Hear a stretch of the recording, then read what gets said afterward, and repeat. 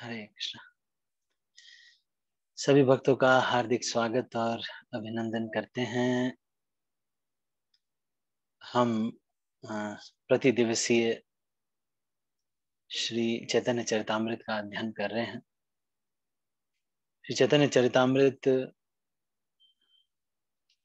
का प्रतिदिन अध्ययन करने का हमको सौभाग्य है। ये बहुत भाग्य है कि हमको ये अवसर मिल रहा है। मैं भी कभी-कभी व्यस्त हो जाता हूँ कुछ कारणों से। मैं तो ये भी सोच रहा था कि क्या हम इसको क्लास को टाइमिंग चेंज करें क्या, क्योंकि हमेशा इस समय पे आजकल अ, एक दिन एक जगह पर जाते हैं। आज यहाँ पर कोई प्रोग्राम नहीं है, कल की क्लास नहीं कर पाएंगे क्योंकि कल इस्कॉन शिमला के जो भक्त लोग हैं उन लोगों ने मुझे कल वहाँ उनके जूम में लेक्चर के लिए बोल दिया है। फिर ऐसे ही आजकल काफी मतलब वैसे भी एंगेजमेंट्स काफी बढ़ गए। फिर भी हम प्रयास कर रहे हैं, हर दिन श्री चैतन्य चरितामृत हम पढ़ लेते हैं। हर दिन थोड़ा बहुत। चैतन्य महाप्रभु वास्तव में इस कलयुग के उपास्य देव है। वास्तव में अगर हमको भक्त बनना है तो चैतन्य महाप्रभु ही कलयुग में उपास्य देव है। बाकी सब जो हैं वो इस कलयुग के भगवान कौन है? भगवान चैतन्य महाप्रभु ही। तो इसलिए हम बहुत सौभाग्य से चैतन्य चरित्र का अध्ययन कर रहे हैं। हम पढ़ते हुए श्रृंखला में मध्व लीला चैतन्य चरितामृत मध्य लीला के 9वें अध्याय पर पहुंच चुके हैं। और ये 9वां अध्याय जो है, इसमें हम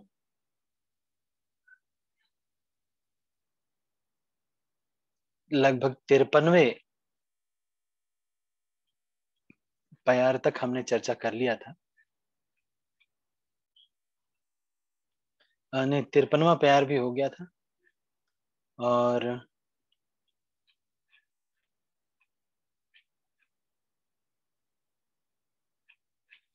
बौद्ध गुरु जो थे उनका उद्धार हमने देखा अभी प्रवचन में कि बौद्ध गुरु का किस प्रकार से उद्धार हुआ। उनके कानों में हरे कृष्ण का कीर्तन किया गया और इस तरह से उनका उद्धार हुआ।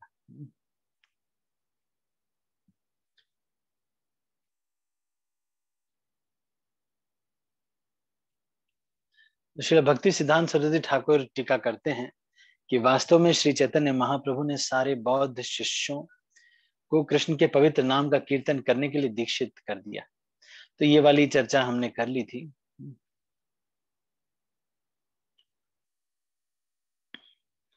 अब हम 62वें प्यार से आगे की चर्चा अभी करेंगे। 62वें प्यार से आगे की चर्चा। कृष्ण बलि आचार्य प्रभु रे करे न विनाया, देखिया सकल लोक हैला विस्माया। जब वह बौद्ध आचार्य कृष्ण के पवित्र नाम का कीर्तन करने लगा और श्री चैतन्य महाप्रभु की शरण में आ गया, तो वहां पर एकत्र सारे लोग आश्चर्य से चकित रह गए। तब सची देवी के पुत्र श्री चैतन्य महाप्रभु सहसा आंखों से नाटकीय ढंग से ओझल हो गए और उन्हें कोई ढूंढ न सका। तब श्री चैतन्य महाप्रभु तिरुपति तिरुमल आए, जहां उन्होंने चतुर्भुजी मूर्ति देखी। तत्पश्चात वे वेंकट पर्वत की ओर चल पड़े। तो ये हमने पढ़ लिया था, रामचंद्र के विग्रह इत्यादि। और पान नरसिम्हा मंदिर के बारे में भी हमने चर्चा कर लिया था। और स्तुति की ये शिव कांची आए, शिव भक्तों को वैष्णव बना दिया। लक्ष्मी नारायण के विग्रह देखे कांची, विष्णु कांची में। तो ये तत्पश्चात महाप्रभु विष्णु कांची नामक स्थान गए, जहां उन्होंने लक्ष्मी नारायण के अर्चा विग्रह देखे और उन्हें प्रसन्न करने के लिए नमस्कार किया तथा अनेक स्तुतियां की। विष्णु कांची कांचीपुरम से लगभग 5 मील की दूरी पर है। यहीं पर भगवान विष्णु के दूसरे रूप वरदराज रहते हैं। तो ये भगवान वरदराज का दर्शन मैंने भी किया है और ये बहुत सुंदर विग्रह है। भगवान वरदराज जो है ये बहुत ही सुंदर है, बहुत सुंदर है। आप अगर जाएंगे, इनफैक्ट जब मैं ज्वाइन नहीं किया था, मैंने ब्रह्मचारी आश्रम ज्वाइन नहीं किया था, मैं दर्शन करने गया तो उनके हाथ पर ऐसे आशीर्वाद दे रहे हैं भगवान वरदराज, और उनके हाथ पर वहां की भाषा में लिखा हुआ है मां शुचः, मतलब डरो मत। ये भक्ति जो हम करते हैं इसमें हम कई बार भयभीत हो जाते हैं कि पता नहीं इतना समर्पण कर देंगे तो कहीं ऐसा तो नहीं कि हमें लूट लिया जाएगा। क्या ये सिद्धांत जो आध्यात्मिक हम सीख रहे हैं इनका पालन करने पर हमारा कोई घाटा तो नहीं हो जाएगा? कहीं ऐसा तो नहीं हो जाएगा कि हम वैष्णवों की इतनी सेवा कर रहे हैं, कहीं ऐसा ना हो कि हम घाटे में चले जाएं? हो। ये भगवान का बिजनेस है, भगवान ऐसे बिजनेसमैन हैं, एक एक पाई पाई का हिसाब चुकाते हैं। 1 रुपए जिसने भगवान को दिया है, ना जाने कितने जन्मों तक वो 1 रुपए वापस आएगा उसका। कितना है इसका मूल्य, इतना ज्यादा है। और कहीं अगर कोई वैष्णव है तो उसका कहना ही क्या।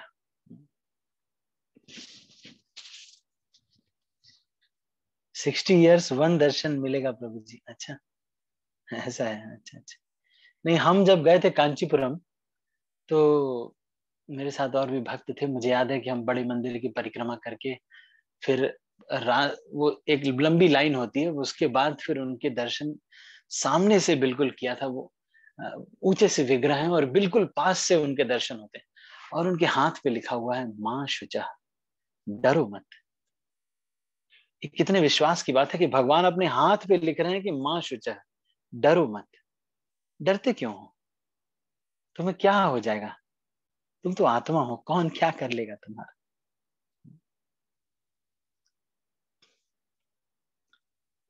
तो यहाँ पर कांचीपुरम के बारे में थोड़ा आया तो मैं, वैसे मुझे बहुत वहां पर समस्या बहुत हुई थी जब मैं दर्शन कर रहा था। तो उन्होंने एक बहुत बड़ी इडली मुझे दे दी थी। चलो मैं वो इडली की कहानी आपको सुनाता हूँ। इतनी बड़ी एक इडली होती है वहां पे कांचीपुरम में। तो उन्होंने देखा कि कोई ये, मैं वैसे रहता था शुरू से ही, ऐसा लगता था कि ये कोई है। तो इतनी बड़ी एक इडली थी वहां पर, हल्दी के पत्तों में लपेट करके उन्होंने मुझे दी। वो इडली को खाते कौन, हम ले गए उसको वहां, खाते ही रह गए उसको, कितना बांटा हमने। खत्म ही नहीं रही थी वो idli. Anyhow, so this is Kanchipuram, Varadaraja भगवान जहां पर रहते हैं। आपने उनका नाम सुना होगा श्री संप्रदाय में। अ,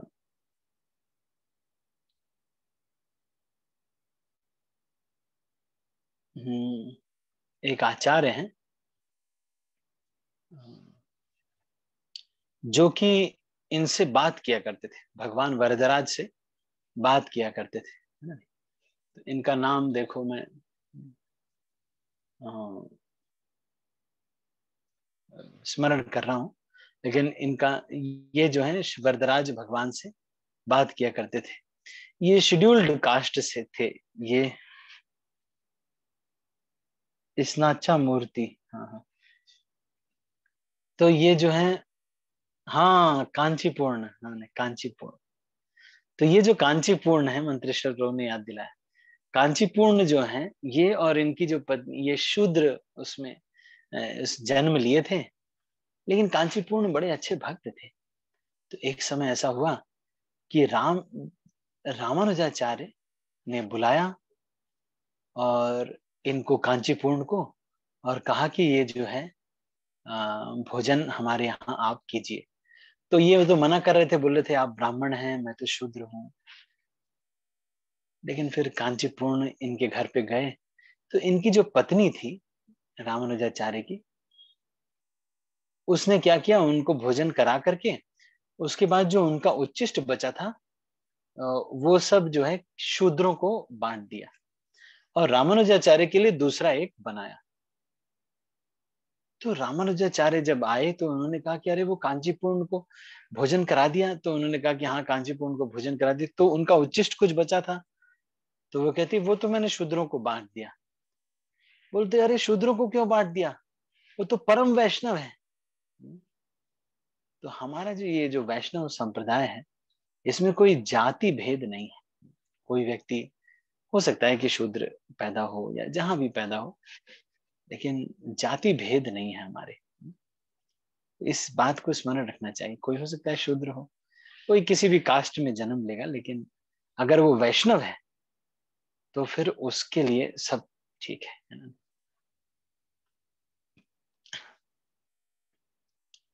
यहाँ पर एक बड़ा सरोवर है जिसको अनंत सरोवर कहलाता है। जब श्री चैतन्य महाप्रभु विष्णु कांची में 2 दिन ठहरे तो उन्होंने भावावेश में नृत्य और कीर्तन किया। जब सारे लोगों ने उन्हें देखा तो वे कृष्ण भक्त बन गए।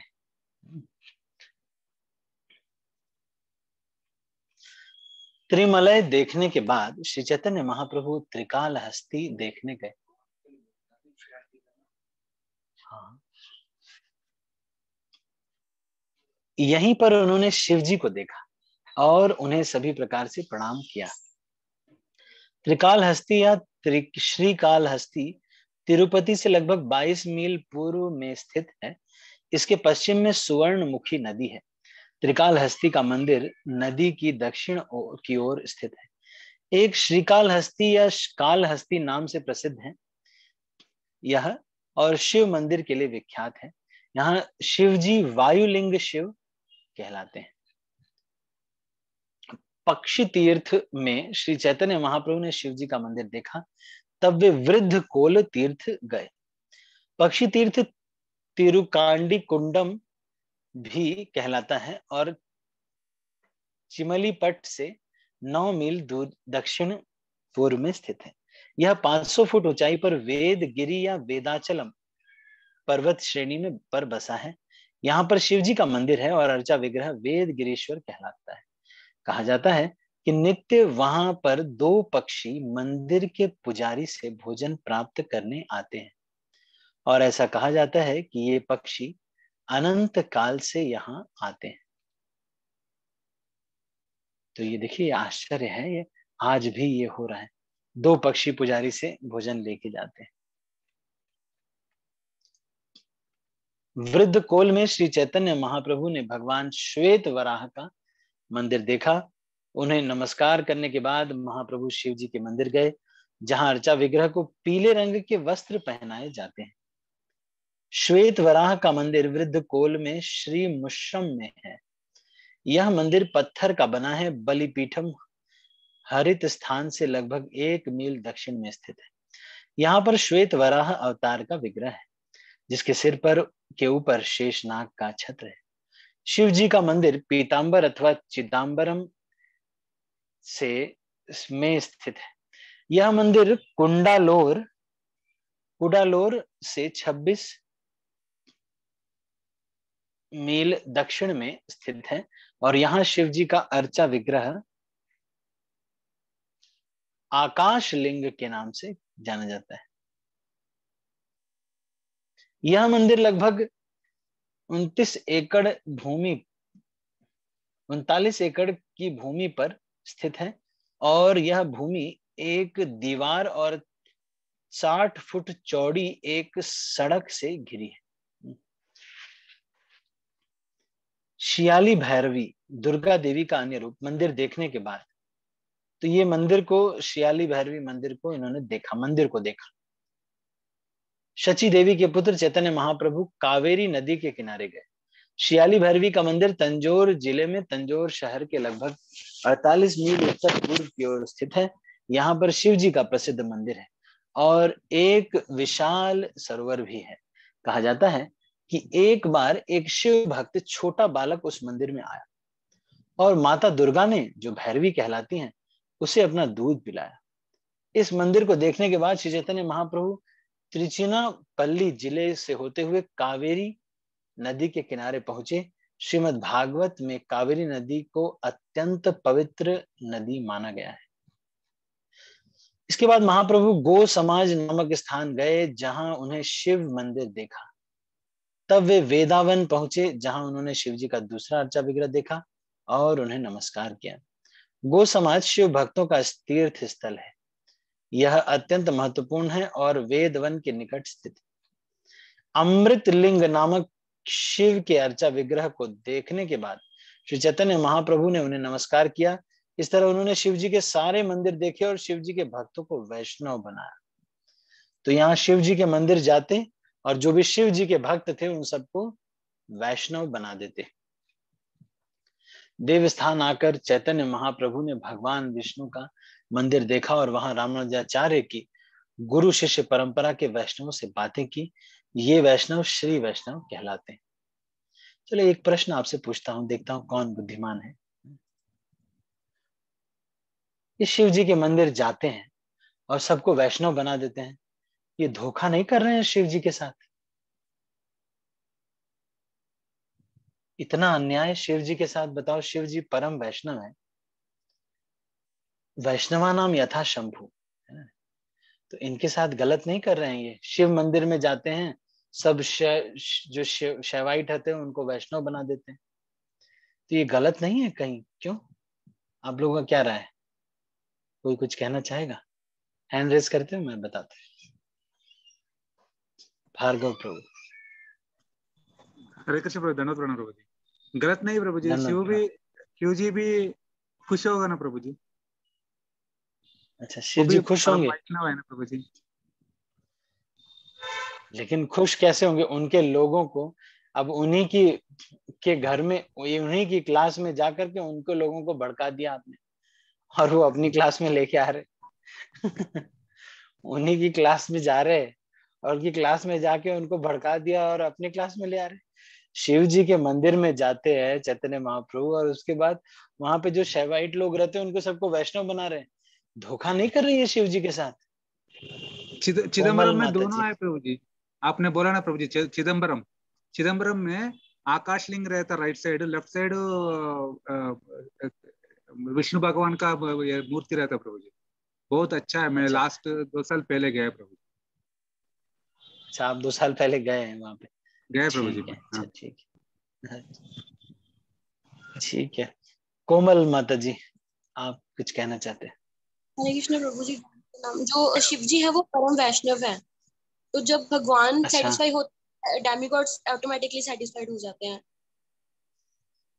अच्छा, तो जब भगवान सेटिस्फाई होते हैं तो डेमिगॉड्स अपने आप ही सेटिस्फाई हो जाते हैं। अच्छा, ऐसा कहना है आपका?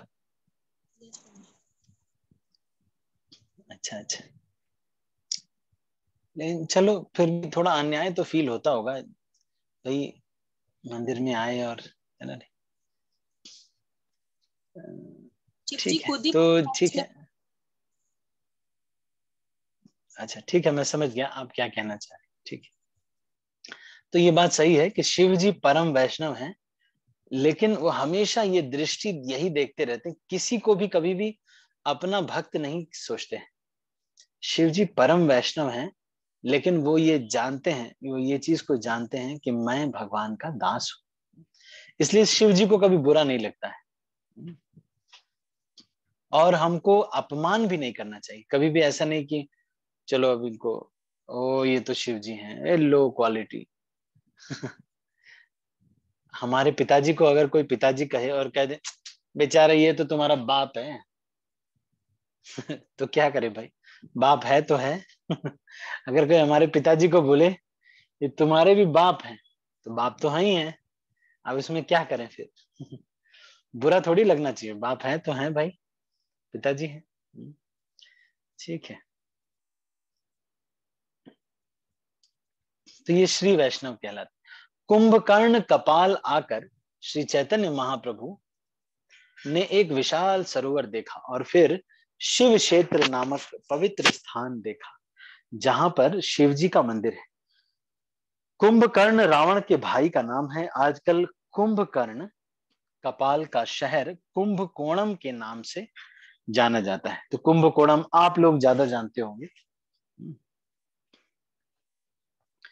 आजकल कुंभकर्ण कपाल का शहर कुंभकोणम के नाम से जाना जाता है। कुंभकोणम तंजावुर शहर के 24 मील उत्तर पूर्व में स्थित है। यहाँ पर शिव जी के 12, विष्णु के 4 और ब्रह्मा जी का 1 मंदिर है कुंभकोणम में। तो कभी इन स्थानों पर जाना चाहिए। जो लोग साउथ इंडिया में रहते हैं उनको तो अवश्य ही कभी कभी टाइम निकाल करके इन जगहों के दर्शन कर लेने चाहिए। शिव क्षेत्र, क्योंकि यहाँ चैतन्य महाप्रभु जा चुके हैं तो आप जा सकते हैं। शिव क्षेत्र तंजौर शहर के भीतर शिव गंगा नामक विशाल सरोवर के तट पर स्थित है। यहाँ पर शिव जी का एक बड़ा मंदिर है, बृहतीश्वर शिव मंदिर के नाम से प्रसिद्ध है। मुझे याद है कि मैं जब साउथ इंडिया में था तो अक्सर मैं भी निकल जाया करता था कहीं ना कहीं दर्शन करने। कभी नरसिंह देव के दर्शन, कभी बिदर में जो नरसिंह देव हैं पानी के अंदर से जाना होता है, और कभी पाना नरसिम्हा, अहोविलम, इन सब जगहों पे अक्सर ही चले जाया करते थे। भद्राचलम तो बहुत बार गए, पास में ही 5 घंटे का रास्ता था वहां से, तो खूब भद्राचलम जाते थे। बृहदीश्वर, बृहदीश्वर शिव मंदिर है। हाँ जी, हाँ जी। तो शिव जी पूरे साउथ इंडिया में खूब विद्यमान है।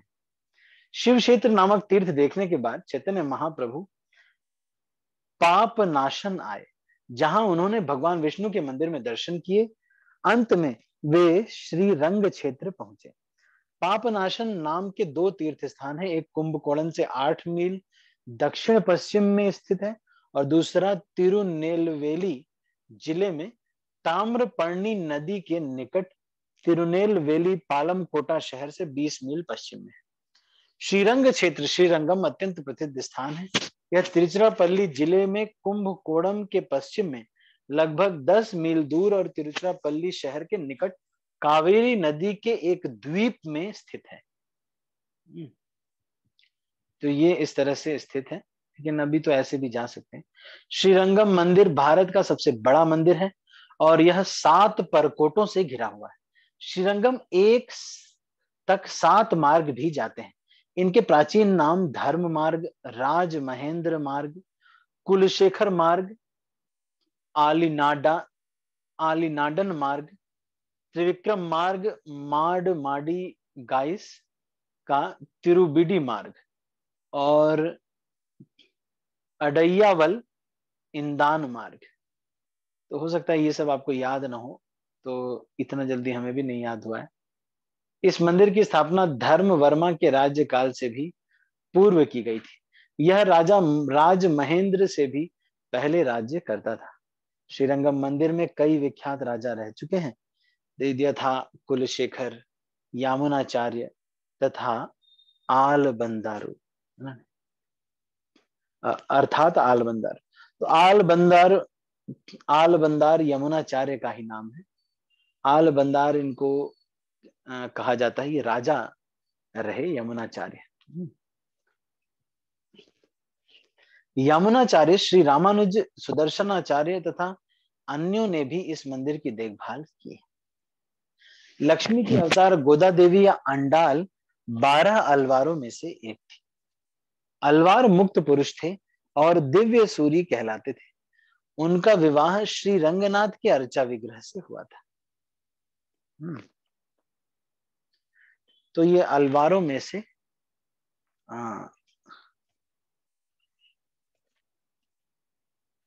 बाद में वे भगवान के शरीर में प्रविष्ट कर गई, है ना। तो गोदा देवी या अंडाल जो है। कारमुक के अवतार तिरुमंग ने चोरी से कुछ धन प्राप्त करके श्रीरंगम की चौथी 4 दीवारी बनवा दी। कहा जाता है कि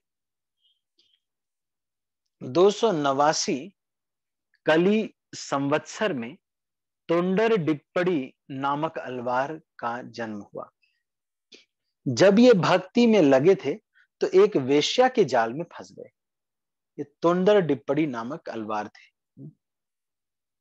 अपने भक्त को इतना पतित हुआ देखकर श्री रंगनाथ ने अपने नौकर के हाथ उस वेश्या के पास एक सोने का थाल भेजा। जब मंदिर में सोने के थाल की खोज की गई तो वह वेश्या के घर में पाया गया। जब भक्त ने उस वेश्या पर रंगनाथ की कृपा देखी तो उसकी भूल सुधार ली गई। तब उसने रंगनाथ मंदिर की तीसरी चार दीवारी बनवाई और वहां पर तुलसी का बगीचा लगा दिया।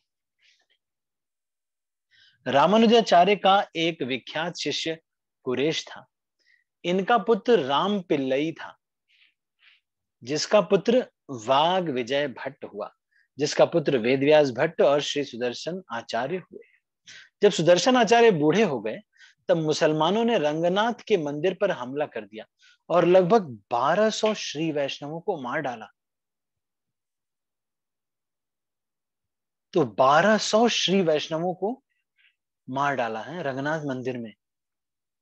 उस समय रंगनाथ के अर्चा विग्रह को विजयनगर राज्य के तिरुपति मंदिर में ले जाया गया। गिंगी के गवर्नर गोपनार्य श्री रंगनाथ को तिरुपति मंदिर से सिंह ब्रह्म नामक स्थान से ले आए, जहां वे 3 वर्ष तक रहे। 1293 शक संवत 1371 में ईस्वी में अर्चा विग्रह को पुनः रंगनाथ मंदिर में स्थापित कर दिया गया। रंगनाथ मंदिर की पूर्वी दीवार में वेदांत देशिक द्वारा लिखित एक लेख है, इसमें बतलाया गया है कि किस प्रकार रंगनाथ इस मंदिर में वापस आए। तो ये एक लीला है ना। 1200 श्री वैष्णवों को यहाँ पे मार दिया गया था। सच बात है कि मुसलमानों ने कितना अत्याचार किया है। 1200 श्री वैष्णवों को वहां मार दिया गया है और प्रभुपाद जी के तात्पर्य में हमें पता चल रहा है। कावेरी नदी में स्नान करके श्री चैतन्य महाप्रभु ने रंगनाथ मंदिर देखा और वहां स्तुति की, प्रणाम किया। इस तरह उन्होंने अपने आप को कृतार्थ माना। रंगनाथ मंदिर में श्री चैतन्य महाप्रभु ने भावावेश में आकर नृत्य तथा कीर्तन किया, जिसे देखकर सारे लोग आश्चर्यचकित हो गए। तब वेंकट भट्ट नामक एक वैष्णव ने श्री चैतन्य महाप्रभु को बड़े ही आदर के साथ अपने घर आमंत्रित किया। श्री वेंकट भट्ट वैष्णव ब्राह्मण थे और श्रीरंग क्षेत्र के निवासी थे। वे श्री रामानुजाचार्य की गुरु शिष्य परंपरा में थे। श्रीरंग तमिलनाडु का एक महत्वपूर्ण तीर्थ स्थल है। इस प्रांत के लोग वेंकट नाम नहीं रखते। यहाँ पर वेंकट नहीं, वैसे हैदराबाद में तो बहुत लोगों का नाम है वेंकट। अतएव यह माना जाता है कि वे उस प्रांत का नहीं थे, भले ही वे यहाँ वहां दीर्घ काल से रह रहे हों। वेंकट भट्ट श्री रामानुजा संप्रदाय में बड़गैल शाखा से संबंधित थे। उनके भाई श्रीपाद प्रबोधानंद सरस्वती रामानुज संप्रदाय के थे। वेंकट भट्ट के पुत्र बाद में गौड़ीय संप्रदाय में गोपाल भट्ट गोस्वामी के नाम से विख्यात हुए और उन्होंने वृंदावन में राधा रमन मंदिर की स्थापना की। नरहरि चक्रवर्ती द्वारा लिखित भक्ति रत्नाकर ग्रंथ में उनके विषय में अधिक जानकारी प्राप्त होती। ठीक है, तो हम अभी इसको यहीं पर क्लोज करते हैं। आज भी थोड़ा सा मुझे यहाँ पर है, इस वजह से मुझे अभी यहाँ पर है कि कुछ कार्यक्रम चल ही रहे हैं। आप सभी भक्तों का धन्यवाद। मेरे इतने इरेगुलर शेड्यूल होने के बावजूद भी अक्सर भी मैं मैसेज कर देता हूँ कि मैं नहीं आ पाऊंगा आज लेक्चर में, सुबह भी शाम भी। कल सुबह भी मैं ट्रैवल करता रहूंगा। हो सकता है या मोस्टली ऐसा भी हो सकता है कि नहीं भी करूं। कुछ शेड्यूल में फेरबदल हो सकता है।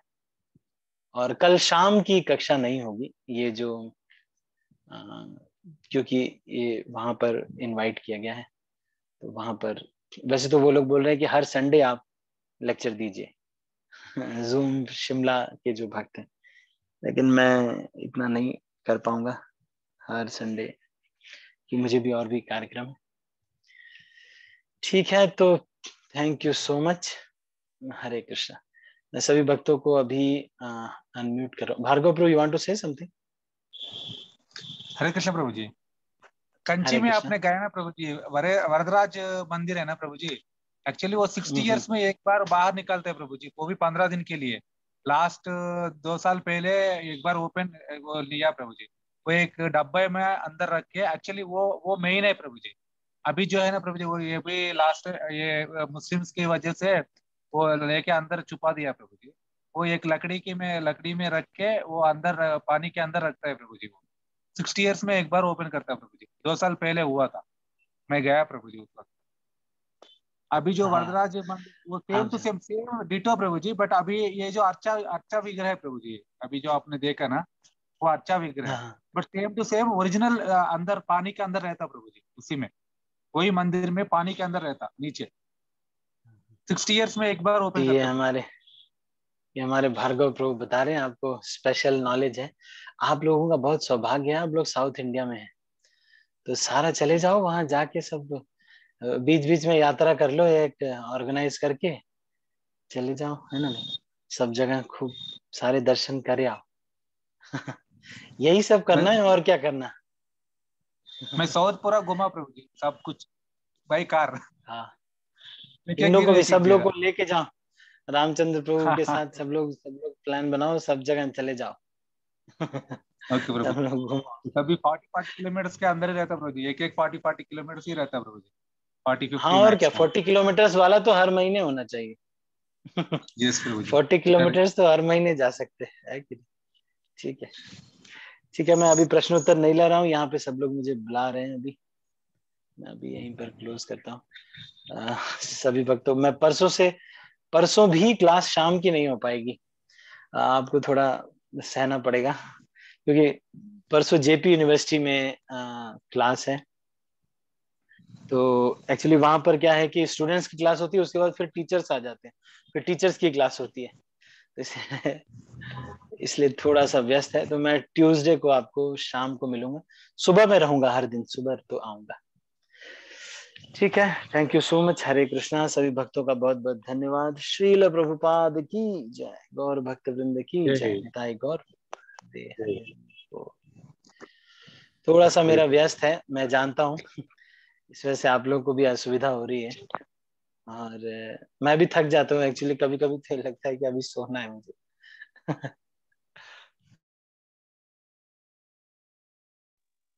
हरे कृष्ण प्रभु जी, दंडवत प्रणाम। हरे कृष्ण हरे प्रभु जी, कृष्ण दंडवत प्रभु हरे जी, कृष्णा प्रभु जी, दंडवत हरे प्रणाम। कृष्ण, हरे हरे कृष्णा कृष्ण प्रभु जी, प्रभु जी, दंडवत दंडवत प्रणाम। प्रणाम।